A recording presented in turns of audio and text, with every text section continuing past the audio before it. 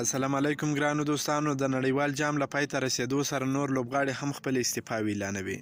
د افغان مینوالو د پرلپسې غوښتنو او کمپاین په پایله کې تېره ورځ د ملي لوبډلې مخکینی کپتان او اوسني لوبغاړي اصغر افغان د خپل استفا اعلان وکړ چې نن یې له نمیبیا سره وروستۍ لوبه ده. له دې وروسته غواړي د افغانستان لپاره کرکټ کول پرېږدي. ویډیو تر اخره راسره وګورئ. که په دې چینل کې نوی یاست د چینل هم در سره سبسکرایب کړئ. اصغر افغان د افغانستان لپاره په 12 کلنو لوبډله کې هم لوبېدلی دی. په 2004 کال کې په ملي لوبډله کې شامل سو.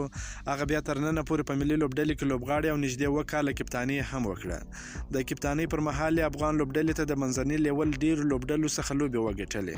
که څه هم د افغان کرکټ مینوال له ډېر وخت راهیسې د یو شمېر پخوانیو لوبغاړي چې کارکردګي یې صفر ده د استفا غوښتنه کوي، خو خپلو شخصي ګټو ته په کتو یاد لوبغاړي دې ته زړه نه ښه کوي چې لوبډله پرېږدي.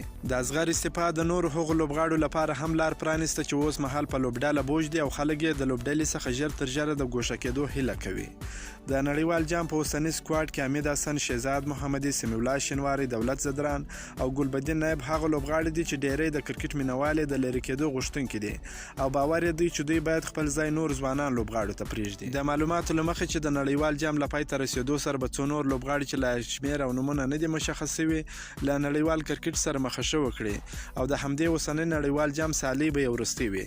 باور دا دی چې د افغان کرکټ پخواني لوبغاړي یوازې د ټیټې او منځنۍ کچې لوبډلو پر وړاندې ښې لوبې کولی سي او کله چې هم د لوړې درجې لوبډلو سره مخامخ سي بیا هغسې لوبې نه سي کولی څنګه چې د افغان مینوال غواړي او هیله لري.